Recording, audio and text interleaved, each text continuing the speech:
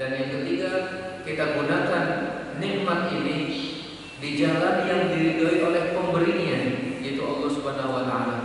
Jadi kita maksimalkan nikmat ini untuk mendekatkan diri kita kepada Allah Subhanahu wa taala. Shalawat dan salam semoga tetap terlimpah curahkan kepada Nabi akhir zaman Muhammad sallallahu alaihi wasallam, di mana beliau menyatakan, "Bu'ithu baina yaday sa'ati hakada." Aku diutus ya dengan hari kiamat itu jaraknya hanya seperti ini, jadi dekat. Maksudnya itu macam. Padahal sudah berlangsung 15 abad dari zaman Rasulullah sampai sekarang. Berarti sekarang sudah semakin dekat lagi. Ya, itu macam.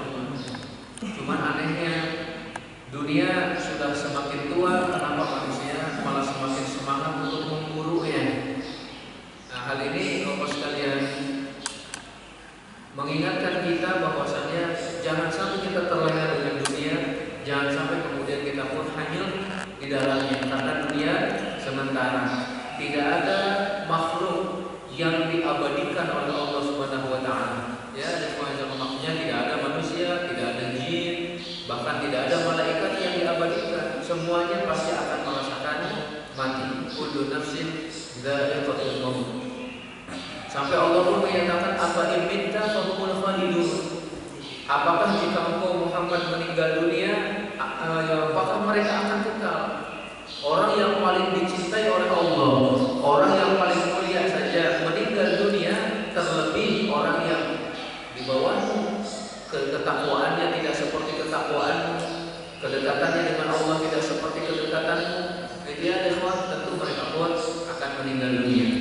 Nah, Bapak sekalian yang dimuliakan Allah Subhanahu wa taala, dan kita pun terus memohon kepada Allah sebagaimana Allah telah mempertemukan kita di dunia dalam ketaatan kepada-Nya, maka semoga Allah mempertemukan kita kembali nanti di dalam surga-Nya. Kita akan melanjutkan pembahasan sirah nabawi ya Bapak sekalian.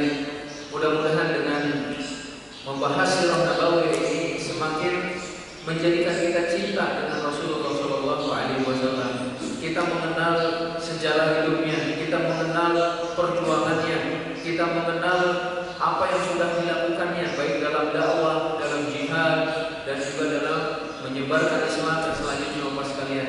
Termasuk bagaimana Rasulullah SAW membina, membimbing, mendidik generasi yang akan meneruskan perjuangannya. Dan ini barangkali yang perlu kita perhatikan juga dengan seksama Bapak sekalian. Berapa banyak orang alim ya dari wajah Allah, namun ternyata tidak memiliki kader. Ya, dari wajah Allah banyak cendekiawan contohnya, tapi mereka tidak memiliki kader penerusnya. Ini yang disayangkan Bapak sekalian. Alangkah baiknya kita memiliki generasi yang akan meneruskan perjuangan kita Bapak sekalian. Nah, kita sudah menyampaikan pada pertemuan yang lalu berkenaan dengan permulaan cahaya Islam merasuk ke daerah Madinah, yang kemudian Bapak sekalian Rasulullah SAW mengutus Mus'ab bin Umair. Ya, selanjutnya juga Bapak sekalian setelah beliau diutus ke Madinah untuk menjadi dai di sana, maka nanti akan terjadi Bai'at Aqabah pertama, selanjutnya adalah Bai'at Aqabah yang kedua. Alaihissallallahu wa iyyakum, di mana Rasulullah sallallahu alaihi wasallam disebutkan oleh Jabir bin Abdullah, beliau selalu menanti kehadiran orang-orang Yathrib, orang-orang Madinah. Jika mereka datang ke Mekah, maka Rasulullah sallallahu alaihi wasallam akan mendatanginya. Rasulullah SAW selalu memperhatikan keadaan umatnya, menyeru masyarakat yang ada di pasar Ukaz, di pasar Mazinnah gitu ya. Beliau menyerukan Islam. Dan ketika musim haji, maka Rasulullah SAW pun selalu mendatangi manusia di Mina, Bapak sekalian, diajak untuk masuk Islam di sana. Nah, pada pertemuan ataupun pada Bai'at Aqabah yang pertama ini terjadi pada musim haji, di mana Rasulullah SAW menemui 12 orang dari Ansor ya, dari Madinah di dekat Bukit Aqabah itu, sehingga nanti disebut dengan Baiat Aqabah pertama karena letaknya di Aqabah. Seperti perang Badar contohnya karena daerahnya di daerah Badar, ataupun perang Uhud karena terjadi di daerah Uhud, di Gunung Uhud itu ya. Maka di sini pun disebut Baiat Aqabah karena tempatnya di Aqabah. Bapak sekalian, 12 orang ini al-ikhwa'azallahu yakum 10 orang dari suku Khazraj dan 2 orang dari suku Aus. Di Madinah ada 2 suku besar yang sangat terkenal, Khazraj dan Aus. Dan nanti Bapak sekalian, yang Allah Subhanahu wa taala, kita juga mendengar bahwa antara 2 suku ini telah terjadi pertikaian yang begitu lama, begitu panjang, sekitar 120 tahun. Mereka selalu berperang, ya, mementingkan egonya sendiri dan sebagainya dan wajah Allah, sehingga ketika datang Nabi Muhammad SAW, mereka berharap Rasulullah SAW akan mendamaikan antara 2 suku ini. Ubadah bin As-Samit, seorang sahabat mulia, dan ini adalah salah satu yang mengikuti Baiat Aqabah ya. Beliau menyatakan, aku termasuk salah seorang yang mengikuti Baiat Aqabah pertama, di mana jumlahnya adalah 12 orang, kata beliau. Ya. Rasulullah SAW membaiat kami dengan baiatnya wanita, kata beliau. Disebut baiat wanita karena apa sekalian, di dalam Al-Quran Allah menyebutkan bahwa Rasulullah SAW membaiat wanita dengan isi baiatnya itu sama dengan isi baiat Aqabah pertama. Dan yang lebih terkenal disebut dengan baiat wanita. Isinya apa? Nanti kita akan lihat Bapak sekalian. Bahwa yang pertama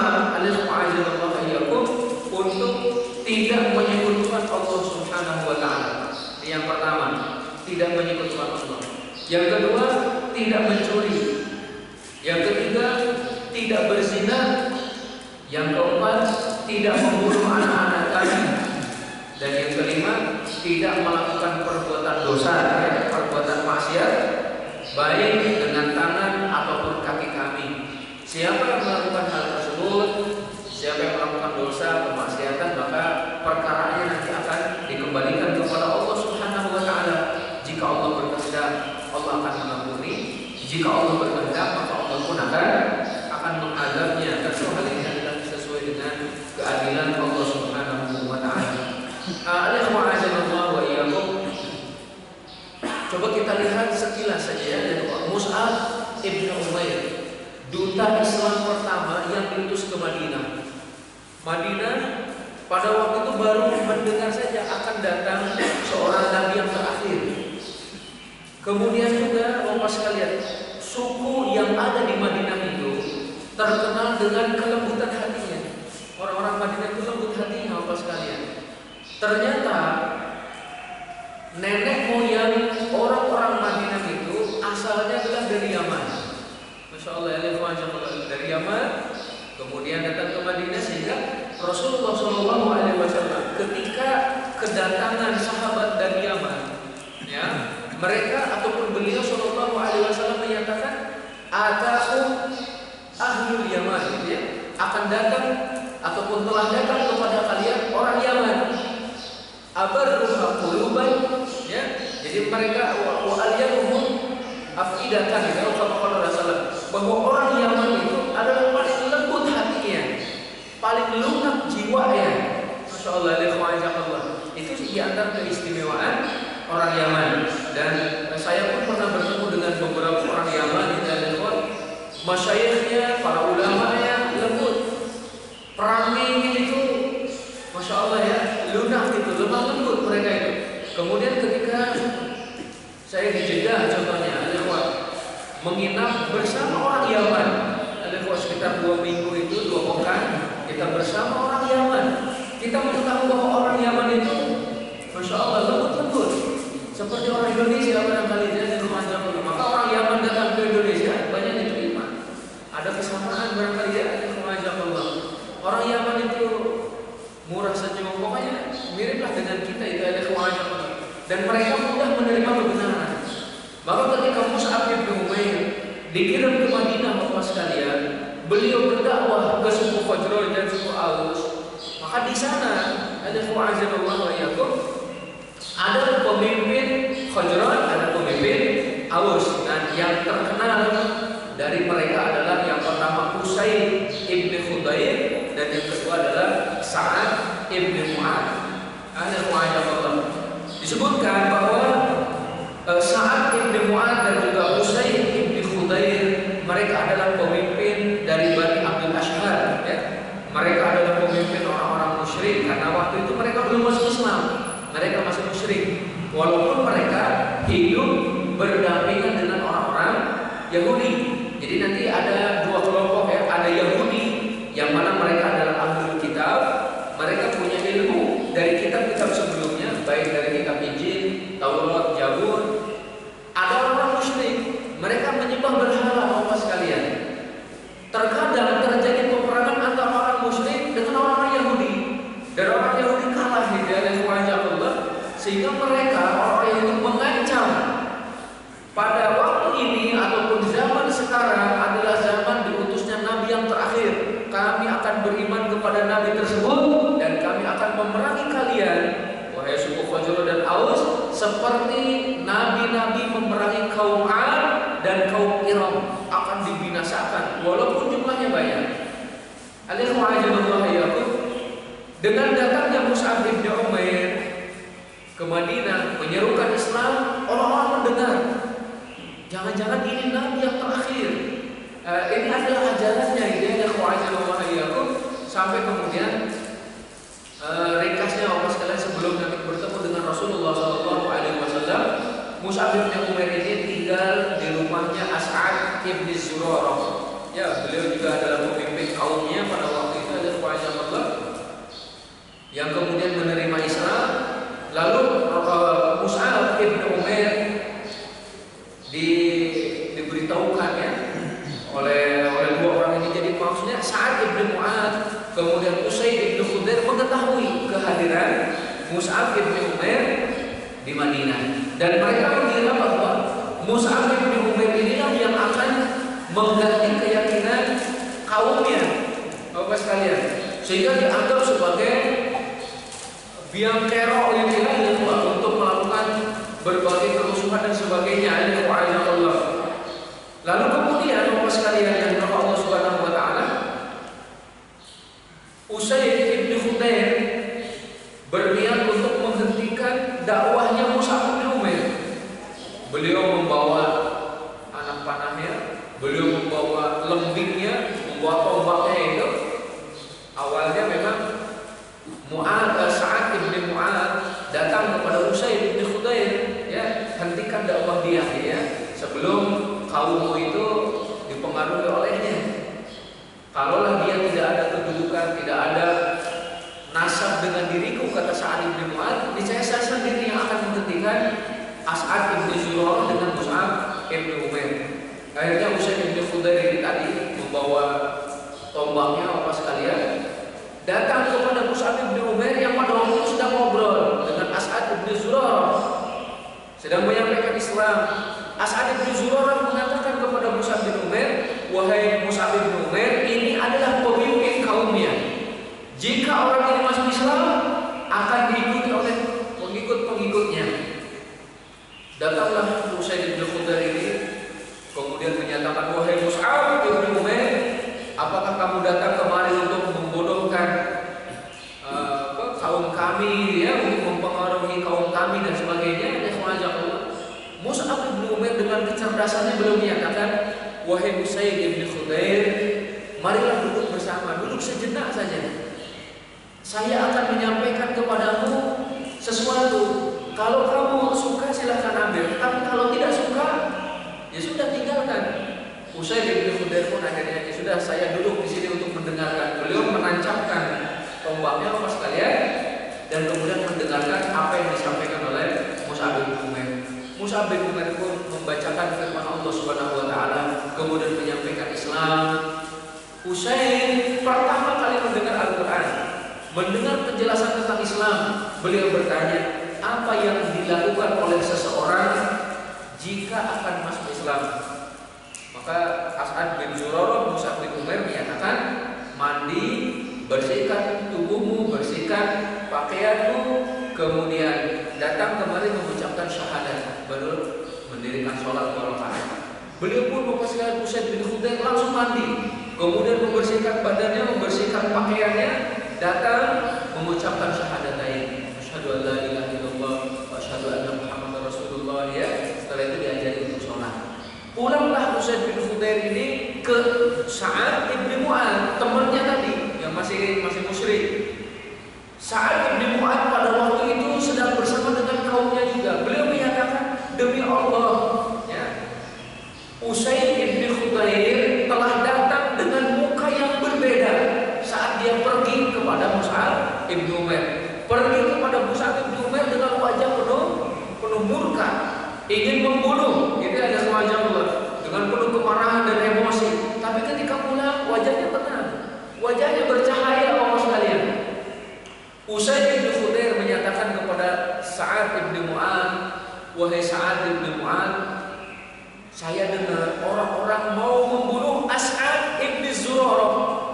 Ini hanya cara daripada Usaid bin Khudair saja, ya. As'ad bin Zurarah tadi saya sampaikan masih kerabat dengan Sa'ad bin Mu'adz. Dan orang Arab, Bapak sekalian, kalau ada kerabatnya yang berusaha untuk diusir, ya, diganggu, bahkan ingin dibunuh, maka dia akan membelanya, walaupun terkadang beda agama. Maka kita mendengar Rasulullah SAW dibela oleh Hamzah. Contohnya Hamzah pada waktu itu kan belum masuk Islam, dibela oleh beliau sampai kemudian Hamzah menyatakan, saya sudah berada di atas agamanya. Dia pun masuk Islam. Dibela oleh Abu Thalib padahal beda agamanya. Ya, Abu Dzar Al-Ghifari contohnya, beliau masuk Islam ketika disiksa, bahkan hampir dibunuh. Orang-orang Quraisy mewanti-wanti, jangan bunuh Abdurrahman Al-Ghifari karena kaumnya pasti tidak akan tinggal diam. Jadi kesukuan pada waktu itu sangat kuat, Bapak sekalian. Nah, di sini As'ad bin Zurarah dikatakan beliau akan dibunuh dan dia masih punya kerabat denganmu. Untuk merendahkan Sa'ad bin Mu'adz emosi, beliau mengambil lembingnya, dia mengambil tombaknya, pergi menghadap Mus'ab bin Umair dan As'ad bin Zurarah.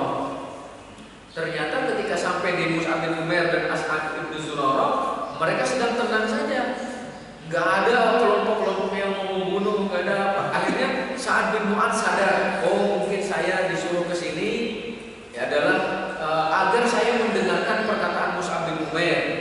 Dan ini adalah cara dari Usaid bin Khudair. Begitu juga Sa'ad bin Mu'adz menyatakannya, hentikan apa yang kamu lakukan oleh Mus'ab. Dan Mus'ab pun menyatakan seperti yang dikatakan kepada Usaid bin Khudair, silakan duduk sejenak, saya sampaikan apa yang saya bawa. Kalau kamu suka silakan ambil, kalau tidak ya sudah, tinggalkan itu ya. Dan beliau pun mendengarkan dan dibacakan Al-Quran. Ya, dibacakan firman Allah Subhanahu wa taala. Setelah itu dijelaskan tentang Islam. Ada yang menyatakan bahwa ayat yang dibacakan oleh Mus'ab bin Umair adalah dalam surat Az-Zukhruf, ya. Dalam surat Az-Zukhruf itu dibaca oleh beliau. Masya Allah, kemudian jelaskan Islam. Sa'ad bin Mu'adz bertanya kepada mereka berdua, apa yang harus dilakukan oleh seseorang jika akan masuk Islam? Dijelaskan, mandi, ya, kemudian membersihkan badan, membersihkan baju, kemudian mengucapkan syahadatain dan sholat 2 rakaat. Ternyata beliau pun melakukannya, Bapak sekalian. Usaid bin Khudair masuk Islam, Sa'ad bin Mu'adz masuk Islam. Dua pemimpin kabilah masuk Islam, Bapak sekalian. Beliau pun pulang kepada Usaid bin Khudair dan orang-orang mengatakan, demi Allah, Sa'ad bin Mu'adz telah datang dengan wajah yang berbeda seperti dia berangkat tadi.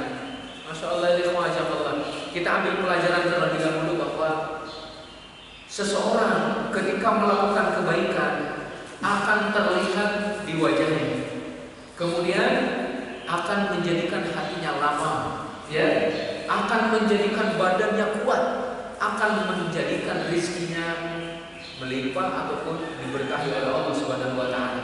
Inilah perkataan daripada seorang ahli tafsir dari kalangan seorang sahabat, anak paman Rasulullah menyatakan, ya, Ibnu Abbas menyatakan, inna lil hasanati wa diya'an wa nuran fil wajhi wa quwwatan fil badani wa sa'atan fil rizqi wa mahabbatan fi qulubil khalq. Masya Allah, kata beliau, kebaikan itu akan mendatangkan yang pertama cahaya dalam hati, yang kedua sinar di wajah, yang ketiga kekuatan badan, yang keempat luasnya rezeki, dan yang kelima manusia akan mencintai Allah.